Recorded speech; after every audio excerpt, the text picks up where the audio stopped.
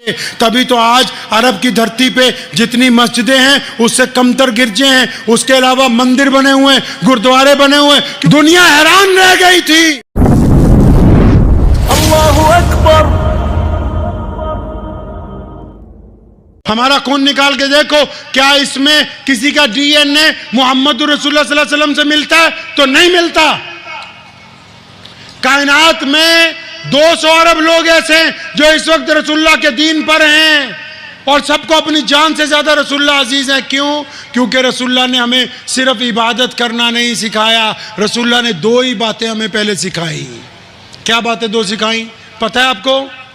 क्या 2 बातें सिखाई? वो 2 बातें ये थी कि नबी अलैहिस्सलाम ने सहाबा से कहा कि एक अल्लाह और उसके रसूल की इताअत करो, मतलब एक रब को मानो, एक रसूल को मान लो। सहाबा ने कहा या रसूलल्लाह, हमने एक रब को भी माना, एक रसूल को भी माना, अब क्या करें? फरमाया बस जिसने रब और रसूल को मान लिया वो दुनिया के तमाम लोगों को बराबरी का दर्जा देगा, वो छुआछूत नहीं करेगा, वो बरादरी के नाम पर नफरत नहीं करेगा, वो मजहब को बुनियाद बना के नफरत नहीं करेगा। वो दुनिया में लोग एक दूसरे को बताने जाते थे सफर करके, कभी तारीख उठा के पढ़ो, लोग जो मक्के आते थे ना अपने गांव में जाके पंचायत लगाते थे और हैरत की बात पता क्या बताते थे?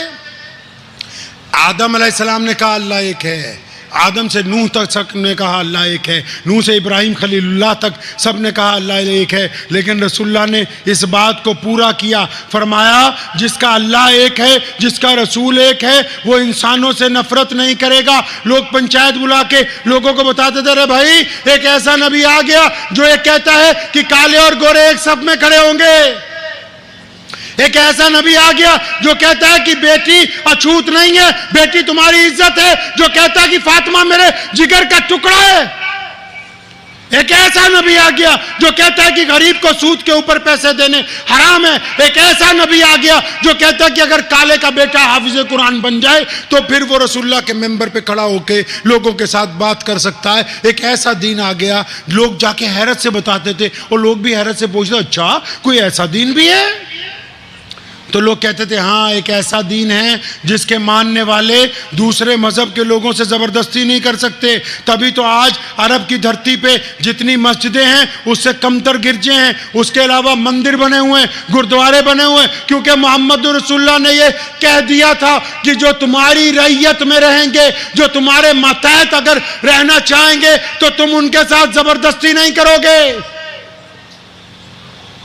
दुनिया हैरान रह गई थी। आप क्या सोच रहे हैं हम सिर्फ इसलिए मुसलमान हो गए कि लोगों ने आके कहा कि अल्लाह और उसके रसूल को मान लो? नहीं, जब रसूलुल्लाह ने बिलाल के साथ एक थाली में खाना खाया ना, जब सैयदना उसामा जैसे गुलाम को सरदारी देकर घोड़े पे आगे बिठाया तो पूरी दुनिया के लोगों को महसूस हुआ कि कोई है कि जिसने ये कह दिया है कि आज के बाद तमाम लोग जो हैं वो बराबरी का दर्जा रखते हैं। ये नबी अलैहिस्सलाम का दीन है। हम दीन को उस नहज पर नहीं समझ रहे। अगर सिर्फ आई लव मोहम्मद का पोस्टर उठाने से मसला हल हो जाता तो फिर हम सारी दुनिया में नमाज क्यों पढ़ते? पोस्टर ही लगा देते बस। अगर सिर्फ चंद नारे लगाने से मसला हल होने वाला है तो फिर हम सब शाम नारे लगा दिया करें, मसला हल हो जाए। इससे तो मसला हल होने वाला नहीं है। इश्क किसको कहते हैं? इश्क की अदाएं क्या है? अरे इश्क आज की भी तो, अगर अबू बकर सिद्दीक रज़ी ने इश्क किया, आप भी तो इश्क कर सकते हैं भाई, कर सकते हैं नहीं? दिल्ली की जामा मस्जिद में एक भिखारी बैठा है, एक अंग्रेज जर्नल मस्जिद देखने के लिए आया, उसने कहा खुदा के लिए कुछ दो, उसने बटुआ निकाला, कुछ पाउंड उसको दिए। ये 1930 का वाक़या है। उसने कुछ पाउंड उसको दिए तो वो जब आगे बढ़ा तो उसका बटुआ गिर गया जेब में डालते हुए। उस भिखारी ने भाग के जाके वो बटुआ उठा लिया। उसने इसलिए उठाया कि जब ये जर्नल वापस आएगा तो मैं इसको इसका बटुआ वापस दूंगा। वो वापस ही नहीं आया, दूसरे गेट से बाहर चला गया। 10 साल बाद वो फिर आया, उसकी कभी दिल्ली में फिर ज्वाइनिंग हो गई। अंग्रेज़ की हुकूमत थी, अपने बीवी बच्चों को लेके आया कि चलो तुम्हें जामा मस्जिद दिखाऊं। उस मुसलमान भिखारी ने पहचान लिया गदा करने की, यार ये वही बंदा है जिसने मुझे पैसे दिए थे, इसका बटुआ गिर गया था। वो फिर आया, उसने उसको आवाज़ दी रुक जाओ, रुक गया। कहेंगे मुझे आपसे एक काम है। वो क्या काम है? बोला आपकी एक अमानत है। कौन सी अमानत? मैं तो तुम्हें कुछ नहीं दिया। कहने एक अमानत है। तो उसने अपनी बोसीदा सी थैले में से एक बटुआ बहुत हिफाजत से रखा हुआ निकाला, उसको बोला कि साहब आप आज से 10 साल पहले आए थे, आपका ये बटुआ गिर गया था। उस अंग्रेज़ ने जब बटुआ पकड़ा, उसको खोला, उसने उसको कहा तू पागल है, वो तेरा दिमाग ख़राब हो गया? तो क्या हुआ? कहते इसमें इतने पाउंड हैं कि तुम एक घर खरीद सकते थे, तुम अपनी हालत बदल सकते थे। तो उस मुसलमान गदागर ने कहा था, कहता मुझे भी पता है कि इसमें इतने पैसे हैं कि मैं इनसे अच्छा कारोबार कर सकता था, मैं घर खरीद सकता था, मैं अच्छी ज़िंदगी गुजार सकता था, लेकिन ये इश्क का मामला है, तुम अपना बटुआ लो और जाओ। तो वो जर्नल रुक गया, कहने लगा इश्क, बटुए में भी कोई इश्क है? कहने लगा हाँ तुम नहीं समझोगे, ये हमारी दुनिया अलग है। कहने लगा नहीं फिर भी मुझे समझाओ। कहने लगा मैं मोहम्मद सल्लल्लाहु अलैहि वसल्लम का उम्मती हूँ। किसका उम्मती हूँ जी? मोहम्मद सल्लल्लाहु अलैहि वसल्लम का उम्मती हूँ। और तुम अपने आप को ईसा अलैहिस्सलाम की उम्मत बताते हो। जब तुम्हारा बटुआ गिरा मैंने इसलिए उठा के रख लिया कि अगर तुम्हें वापस ना लौटाया तो कल क़यामत के दिन कहीं तुम्हारे नबी हमारे नबी को नौज़ुबिल्लाह ताना ना मारते कि तेरे उम्मती ने मेरे उम्मती का बटुआ रख लिया था। ये अपने नबी की गैरत की वजह से संभाल के रखा है, ये इश्क का मामला है, तेरे समझ में आने वाली बात नहीं है। इत्मीनान से अपने दिल पे हाथ रख के ये मुझे बताइए, वो लोग आप में जो बच्चे हैं या बूढ़े हैं या जवान हैं, जो आज बहुत अच्छी हालत में बैठे हुए हैं हमारे साथ, आपको अपनी ज़िंदगी में कभी कोई ऐसी शाम आई है आपके घर पे कि आप घर पहुँचे हों और आपने जाके दौड़ के अपने अब्बू जान को गले लगाया हो और कहा हो कि अब्बू यार मुझे तुझसे बड़ी मोहब्बत है? कोई वक्त आपके पास आया हो ऐसा कि आपने कहा हो कि अब्बू मैं आपसे बहुत सी बातें करूंगा आज, या छोड़ो अगर वालिद चले गए दुनिया से, कभी वक्त आया कि आप किसी शाम सब यार दोस्तों को छोड़ गए हों और आपका दिल चाहो कि यार मैं उस बंदे के पास जाना है जिसने अपनी हड्डियां गला के मुझे इस काबिल बनाया कि आज मैं अच्छा कारोबारी हूं, और फिर आप अपने बाप की कब्र पे गए हों और अकेले बैठ के कुछ बातें अपने वालिद से की हों? कभी ऐसा वक्त आया आपकी ज़िंदगी में? अपने दिल से पूछे ना कि कभी किसी शाम आपने अपनी वालिदा के पास बैठ गए हों, आप अपनी बीवी के पास ना गए हों उस रात, और अम्मा को कहा हो अम्मा अब्बू नहीं है, हम दोनों बहुत सी बातें करेंगे आज, मैं आपकी खिदमत के लिए हूँ, तो मैं आपका नौकर हूँ। अल्लाह ने कुरान में कहा ना कंधे कंधे झुका के माँ बाप के आगे जाया करो, कहा ना अल्लाह ने कुरान में। कभी माँ के साथ आपने वक्त गुजारा है? आप कह रहे हैं ना कि आप अच्छे लोग हैं, अच्छा कभी आपको पता हो कि मेरा फलां दोस्त नौकरी पेशा है, रोज़ आपके साथ शाम को चाय भी पीता है, गप्पे भी मारता है, और आपको दुख में हो दर्द में हो आप सारे काम छोड़ के उसके पास गए हो, यार मैं तेरे साथ हूं, तू घबराता क्यों है? कभी आपने उसको छाती से लगाया हो कि मैं तेरे साथ हूं? कभी आपकी ज़िंदगी में ऐसा वक्त आया है?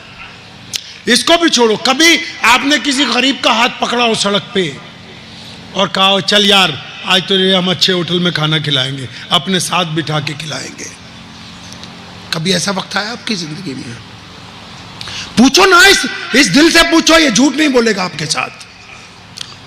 कभी आपकी जिंदगी में कोई ऐसा वक्त आया हो, आप रास्ते में चलते रुक गए हो और एक पत्थर सड़क पे पड़ा हो, आपने सोचा कि मैं अगर हटा दूंगा तो कोई और बाइक वाला नहीं गिरेगा, किसी की हेड इंजरी नहीं होगी, मैं इसको इसलिए हटाता हूं कि मेरे नबी का हुक्म है। आपने कभी कुछ ऐसी नेकी कमाई हो? पूछो अपने आप से। कभी किसी रात आप मस्जिद में पहुंचे हो और आपने फिर बैतुल खलाओं की सफाई कर दी हो? कोई रात ऐसी गुजरी आपकी जिंदगी में? आप कह रहे हैं ना कि आप मुसलमान हैं, आप कहते हैं कि आप अच्छे इंसान हैं, आप तो कहते हैं कि मैं सोशल बंदा हूं बहुत। लोगों को छोड़ो, बातें करनी आसान है, पर्सनल लाइफ का बताओ, अपना बताओ कि आपने अब तक किया क्या इंसानों के लिए। जो आइडियल है वो तो है ही, मौलाना गुलाम बस्तानवी साहब रहमतुल्लाह अलैह जैसे लोग, वो आइडियल अपनी जगह है, वो करके दिखा के आप बताओ आपने अपनी जगह क्या किया है। तो कोई छोटा सा एक काम अपने दिल को ही बताओ ना, मुझे बताने की जरूरत नहीं, ये दिल आपसे झूठ नहीं बोलेगा। अगर खुदा की कसम आपने आज तक कुछ ऐसा नहीं किया तो रसूलुल्लाह ने कहा है कि तुम मुफस्सिर हो सकते हो, मुहद्दिस बन सकते हो, बिलियनियर बन सकते हो, ऑफिसर बन सकते हो, बड़े ओहदे पर बैठ सकते हो, वजीर बन सकते हो, दौलतमंद हो सकते हो, हसीन हो सकते हो, अच्छे मुकर्रिर हो सकते हो, लेकिन अगर तुम्हारे दिल में किसी दूसरे की तकलीफ को देख के तकलीफ नहीं होती, किसी दूसरे के आंसुओं को देख के आपकी आंख में आंसू नहीं आते, तो फिर आप एक अच्छे इंसान नहीं हो सकते। अच्छा इंसान बनना है, बनेंगे इंशाअल्लाह। ये मदरसा क्यों खोला है पता है? मेरा ईमान ये है कि कोई घर ऐसा नहीं जो इस मदरसे से अच्छा खाना ना खिला दे। पूरी दुनिया के मदरसे के मौलवी मिलके भी ना एक माँ के हाथ का स्वाद नहीं दे सकते, लेकिन आपके बच्चे हम यहाँ इसलिए रखते हैं, हमारा उनको मकसद सिर्फ पढ़ाना नहीं है, उनको एक अच्छा इंसान बनाना है, उनके दिल में दर्द पैदा करना है, उनके दिल में माँ बाप की अहमियत। मैं पंजाब में रहता हूँ, अक्सर पंजाबी में अपने हिंदू सिख दोस्तों को कहता हूँ, चाहे वो किसी भी मजहब के हैं, और मैं ठीक है बच्चों को कॉन्वेंट स्कूल में पढ़ा रहे हो, खुदा के लिए इनको अपना धर्म पढ़ाओ थोड़ा। जो बंदा अपने बच्चों को अपना धर्म नहीं पढ़ाएगा, मजहब नहीं बनाएगा, मजहब नहीं पढ़ाएगा, तो उसका बुढ़ापा ओल्ड होम में गुजरने वाला है। ये मुसलमानों के बुढ़े बुढ़ियां डंडा लिए घर में बैठे हुए हैं और उनकी डांट खा रहे हैं हम। क्यों? क्योंकि बचपन से मदरसे में मौलवी ने ये समझा दिया कि अम्मी अब्बू राज़ी हैं तो अल्लाह राज़ी है, अगर अम्मी अब्बू नाराज़ हो गए तो अल्लाह नाराज़ हो जाएगा।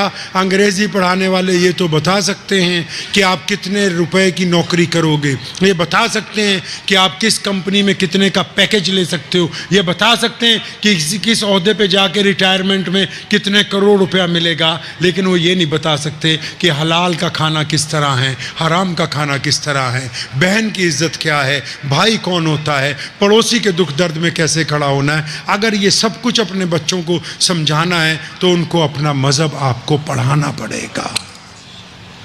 पढ़ाएंगे इंशाअल्लाह। गैर मुस्लिम दोस्तों को भी कहता हूँ और मौलवी हजरात भी सुन ले, हिंदुस्तान का नौजवान आलिम हमारे कायद बैठे मौलाना हुज़ैफा साहब, इनसे गुजारिश भी करने लगा हूँ, वैसे ही इस काम को कर रहे हैं।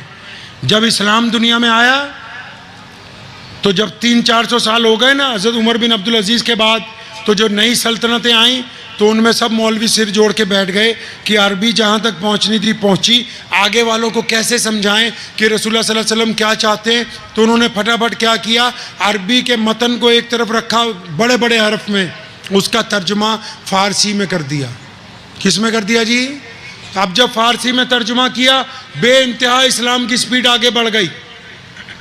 अब क्या हो गया, अब वो फ़ारसी में तर्जुमा किए को 1000 साल गुजर गए, हम अभी तक गुलिस्ता बोस्ता हमदे बारी पढ़ा रहे हैं। जबकि अब जिस तरह हमारे अकाबरीन ने अरबी के साथ फ़ारसी जोड़ी थी, अब हमको अरबी के साथ अंग्रेज़ी, अरबी के साथ मराठी, अरबी के साथ उर्दू, अरबी के साथ हिंदी, अरबी के साथ अपनी मादरी ज़ुबान को जोड़ना है।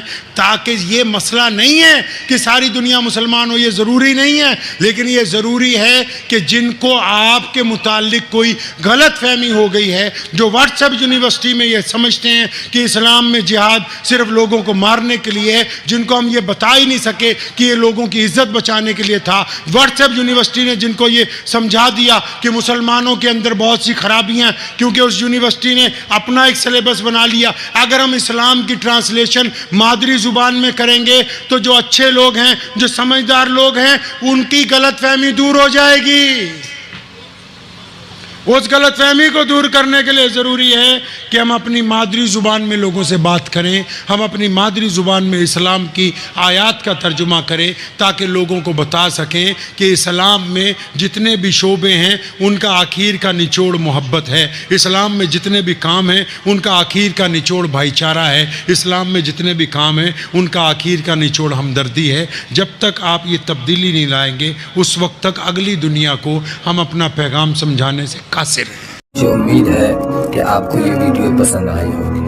अगर पसंद आई हो तो ये आप अपने दोस्तों के साथ शेयर करें और इस चैनल को सब्सक्राइब ज़रूर करें।